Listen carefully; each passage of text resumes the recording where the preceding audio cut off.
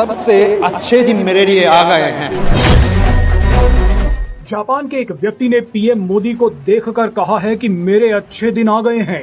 ये बयान सिर्फ एक व्यक्ति का नहीं है, बल्कि अमेरिका की गुंडागर्दी के बीच पूरे जापान का भी यही सोचना है। पीएम मोदी के जापान पहुंचते ही जापान की सरकार ने भारत और अमेरिका को लेकर ऐसा ऐलान कर दिया, जिसे देखकर आपको पीएम मोदी की ताकत का अंदाजा हो जाएगा।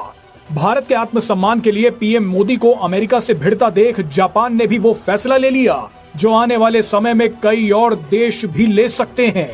अमेरिका जो चीज जापान को धमकी देकर छीनना चाहता था, वही चीज जापान ने भारत को देने का ऐलान कर दिया है। ये घटना बहुत बड़ी है। वीडियो देखकर भारतीय लोगों का सीना गर्व से चौड़ा हो जाएगा।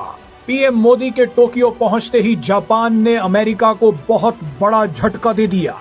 दरअसल जापान ने अमेरिका के साथ की गई अपनी ट्रेड डील पर बहुत बड़ा फैसला लिया है। पीएम मोदी के आने से एक दिन पहले ही जापान ने ऐलान किया कि वो अमेरिका में अपने ट्रेड नेगोशिएटर्स को फिलहाल नहीं भेजेगा। यानी हाल ही में जापान ने अमेरिका के साथ जो ट्रेड डील की थी वो मुश्किल में फंस गई है।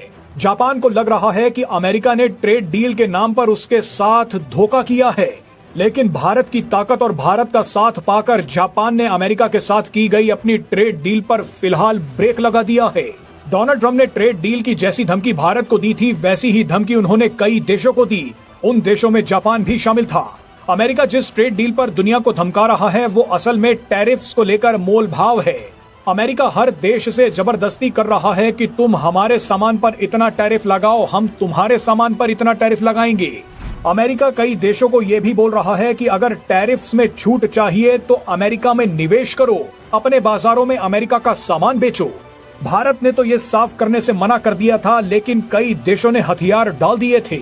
जापान उन्हीं में से एक देश था जिसने डोनाल्ड ट्रंप से डरते हुए अमेरिका के साथ ट्रेड डील करने में बहुत जल्दबाजी दिखा दी।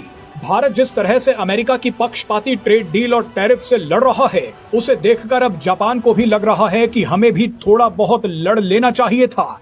लड़ना नहीं तो कम से कम गलत को गलत तो कह देना ही चाहिए था। ऐसे में जापान ने एक बड़ा बयान देते हुए कहा है कि हमने अमेरिका के साथ टैरिफ मोल भाव पर जो ट्रेड डील साइन की थी, उसमें अमेरिका कुछ गड़बड़ कर रहा है। इसी गड़बड़ को सुलझाने के लिए जापान के ट्रेड नेगोशिएटर्स की एक टीम अमेरिका जाने वाली थी, लेकिन जापान की इस टीम ने अपनी यात्रा को कैंसिल कर दिया। इसका सीधा मतलब यह है कि जापान ने अमेरिका के साथ अपनी ट्रेड डील को भी अटका दिया है और ट्रेड डील पर विवादों को सुलझाने के लिए जो टीम जाने वाली थी उसे भी अमेरिका जाने से रोक दिया है।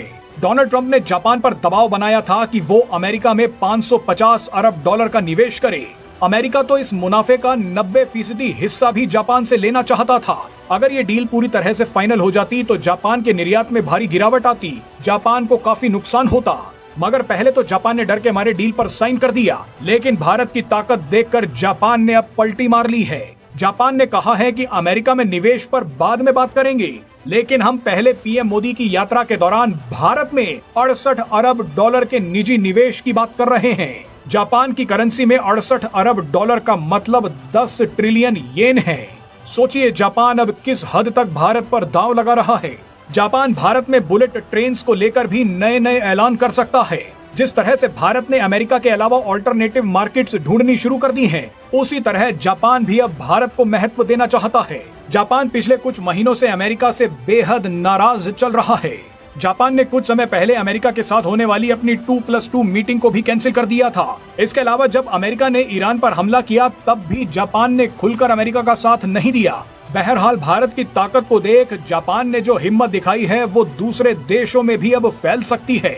जापान की तरह south Korea, European union, Taiwan और वियतनाम ने भी अमेरिका के साथ डील करने में जल्दबाजी दिखाई। ये सभी भी अमेरिका से डर गए थे, लेकिन जिस तरह से भारत अकेला ही अमेरिका से भिड़ रहा है, उसने पूरी दुनिया को अमेरिका से भिड़ने की ताकत दे दी है।